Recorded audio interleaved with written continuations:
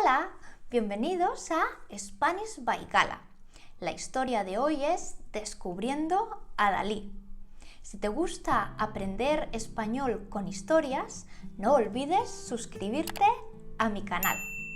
En el enlace de la descripción te dejo materiales extra para que puedas seguir practicando. Historias en español. Descubriendo a Dalí. Capítulo 1. Los primeros años. Salvador Dalí nace el 11 de mayo de 1904 en Figueras, una pequeña ciudad de la provincia de Gerona, en la comarca catalana del Ampurdán, en el noreste de España. Su padre se llama Salvador y su madre Felipa. A los 4 años de edad nace su hermana Ana María. Como todos los niños, Dalí no sabe a qué dedicarse cuando sea mayor. A los 3 años le gustaría ser cocinero. A los 5 se imagina que sería como Napoleón y al final simplemente decide que se convertiría en Salvador Dalí. Dalí no tiene muchos amigos, ya que es un niño muy tímido y bastante solitario. Un día, mientras está pescando, con tan solo 7 años, captura un pez viscoso y repugnante cuya cara es igual a la de una langosta, un tipo de insecto. Desde ese momento, Dalí sentirá un miedo inmenso a las langostas. A veces, sus amigos se ríen de ello y le gastan bromas pesadas. Las langostas son animales espantosos y horribles. No los puedo ver. Cuando tiene 12 años, pasa una temporada en Cadaqués, en la finca de Ramón Pichot, un artista local.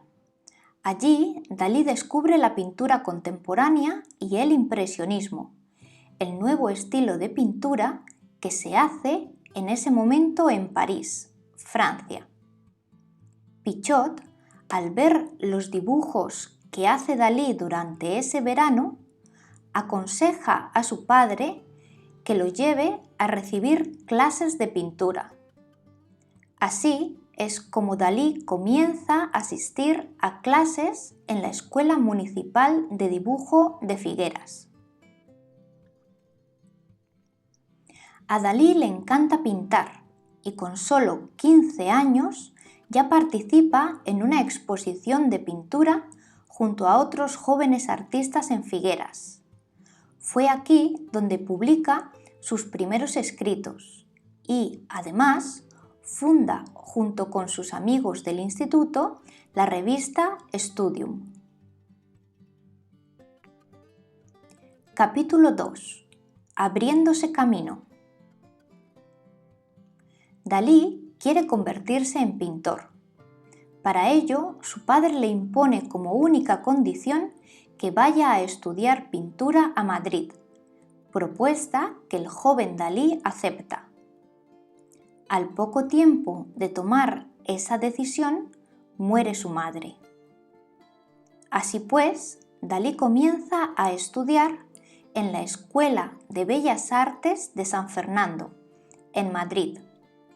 Y es durante su estancia en dicha escuela cuando Dalí toma, con una gran determinación, una decisión importante en su vida: convertirse en un genio. Por aquel entonces, Dalí viste de forma muy extravagante, con sombreros de ala ancha, con una larga melena, una capa, medias y polainas, como los artistas victorianos de épocas pasadas.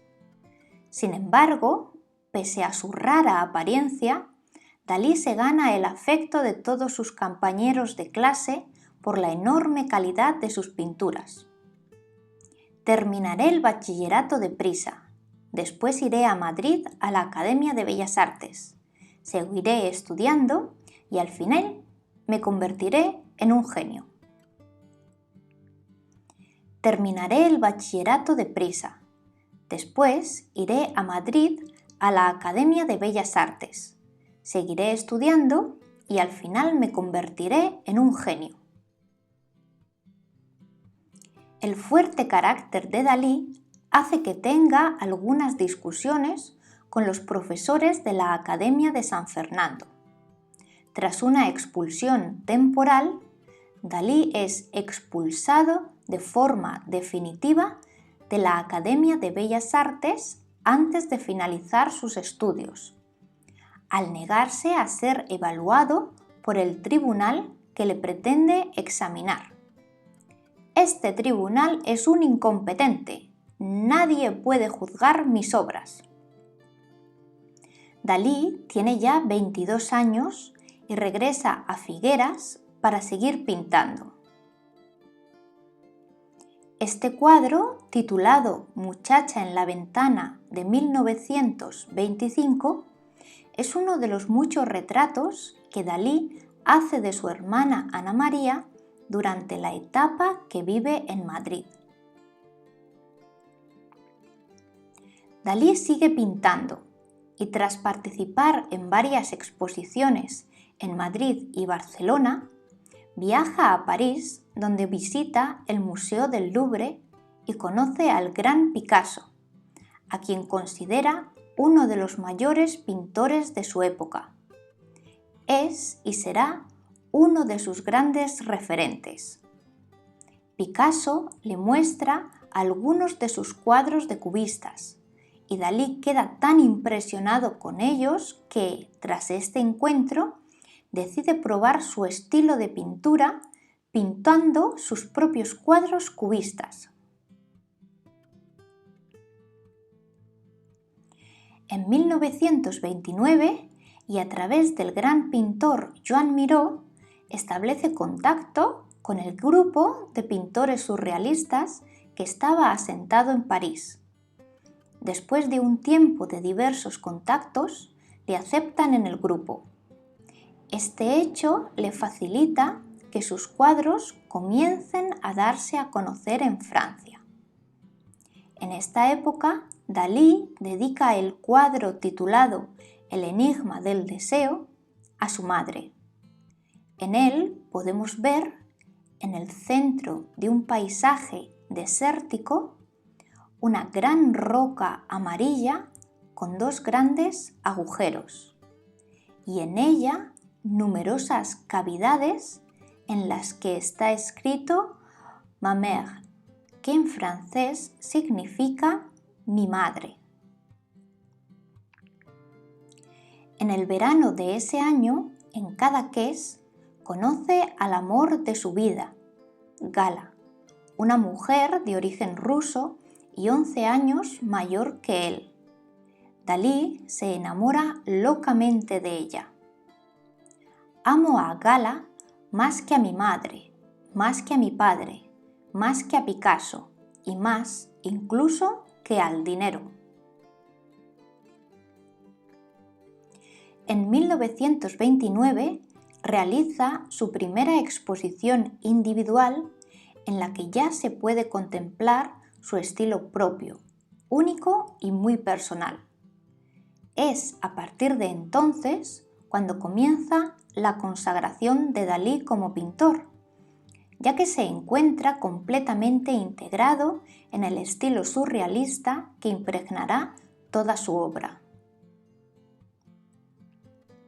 El cuadro La persistencia de la memoria, pintado en 1931, nos muestra sus famosos relojes blandos.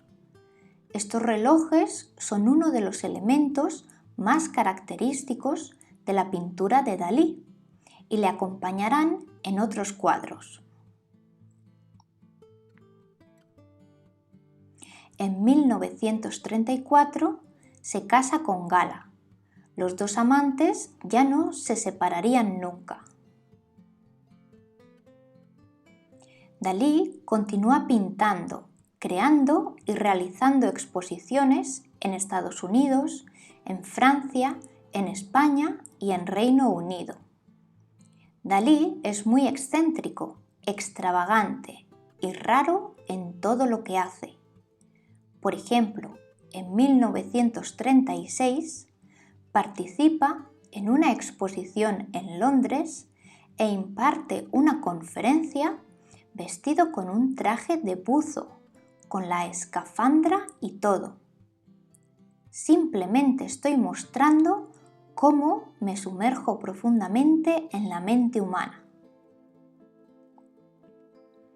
Y crea dos de sus piezas más conocidas, el original teléfono langosta y el sofá de los labios de Mae West, la célebre actriz a quien Dalí encontraba fascinante. Fijaos bien la forma que tiene el sillón. Capítulo 3. En la cima de su carrera. En 1940, para escapar de la Segunda Guerra Mundial, Dalí y Gala viajan a Estados Unidos, donde se quedan a vivir durante 8 años. A lo largo de su vida y debido a su gran creatividad, Dalí comienza muchos proyectos que al final no puede finalizar. Uno de ellos es el guión de una película para los hermanos Marx, que se iba a titular Jirafas en ensalada de lomos de caballo. Asimismo, Walt Disney le contrata para que le ayude en la producción de su película de dibujos animados titulada Destino, que quedó sin terminar. Su participación en el mundo cinematográfico fue tal que trabajó con el director de cine Alfred Hitchcock en una de sus películas. Durante esta época, Dalí, además de pintar sus cuadros, también trabaja tanto en el diseño de joyas como en el diseño de vestuarios y decorados para diversas óperas y ballets representados en el Teatro de Nueva York. Además, colabora en la ilustración de varios libros. En 1949, Dalí y Gala vuelven a España para continuar viviendo en Cataluña. A partir de 1960, Dalí se embarca en un gran proyecto que le llevaría muchos años de trabajo, el Teatro Museo Dalí, un museo sobre su obra levantado en el edificio del antiguo Teatro Municipal de Figueras. La reforma del teatro para albergar su museo le costará a Dalí nada menos que 14 años de trabajo. He elegido este teatro para mi museo porque está en la ciudad donde nací, porque está justo delante de la iglesia donde fui bautizado y porque es donde hice mi primera exposición de pintura. Este es el cuadro titulado Cristo de San Juan de la Cruz de 1951, uno de los cuadros más representativos de la etapa llamada místico-nuclear de Dalí. Dalí afirma que quiere pintar el Cristo más hermoso de cuantos nadie haya pintado, y muchos piensan que con esta pintura lo ha logrado. Este otro es uno de los muchos retratos donde Dalí pinta a su mujer y musa, Gala. La imagen de Gala está formada casi en su totalidad por esferas. En el centro de la imagen, las esferas están distribuidas como átomos de una red cristalina que confluyen en la boca. Como veis, Dalí innova en todo lo que hace. Crea diversas formas de expresión completamente nuevas para su época. Entre otros muchos proyectos, en 1969 diseña el logo de Chupa Chups. Sí, esos caramelos redondos que sujetamos con un palito y que todavía podemos comprar hoy en día. ¿Y sabéis que solo tardó 1 hora en realizar el logo? Para ello usa un único color rojo sobre un fondo amarillo, envolviendo el nombre de Chupa Chups en una especie de flor. Su mejor idea fue colocar el logotipo en la parte superior del envoltorio, para que así se viera mejor el nombre. Desde entonces, el logotipo de los famosos Chupa Chups apenas ha variado. Durante ese mismo año, Dalí trabaja como creativo durante los preparativos del Festival de Eurovisión, que se celebra en Madrid, el festival de música europeo que hoy en día aún se sigue celebrando. Para ello, diseña una serie de imágenes y logotipos para la televisión y, además, una escultura que se expuso en el centro del escenario durante toda la gala. Capítulo 4. Creando hasta el final.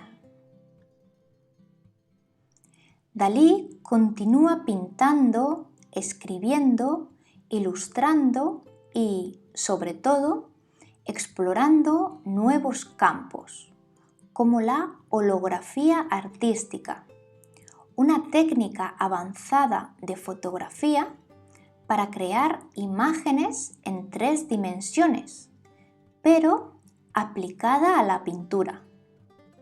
También sigue trabajando sin parar en su teatro museo, en Figueras. En 1980, el Museo Tate Gallery de Londres, uno de los más importantes del mundo de arte moderno, realiza una gran exposición con 250 cuadros suyos. 2 años más tarde, muere su mujer, Gala, lo que le produce una inmensa tristeza, ya que Dalí siempre ha estado muy enamorado y muy unido a ella. Durante los últimos años de su vida, Dalí se encuentra ya muy enfermo. A pesar de ello, siempre cuenta con el cuidado necesario, el cariño y el respeto de todos, ya que todo el mundo ve en él lo que tanto había soñado ser, un auténtico genio. El 23 de enero de 1989, Salvador Dalí muere escuchando su música favorita, Tristán e Isolda, del compositor alemán Richard Wagner. En su testamento, y para evitar problemas, Dalí cede al Estado español toda su obra, nombrándole heredero universal.